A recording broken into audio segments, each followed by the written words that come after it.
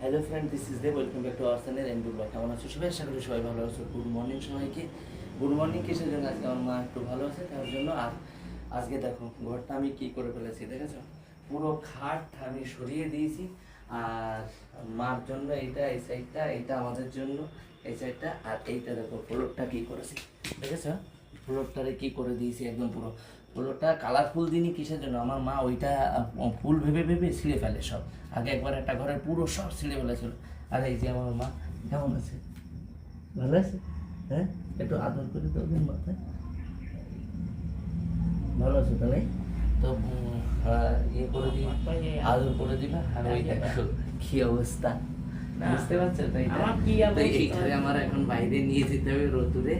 চলো হাতটাও আমার পুরোটা কমপ্লিট হয়ে গেছে। এই যে আমার ভাত রান্না হচ্ছে এখন। আর এই যে দেখো, এই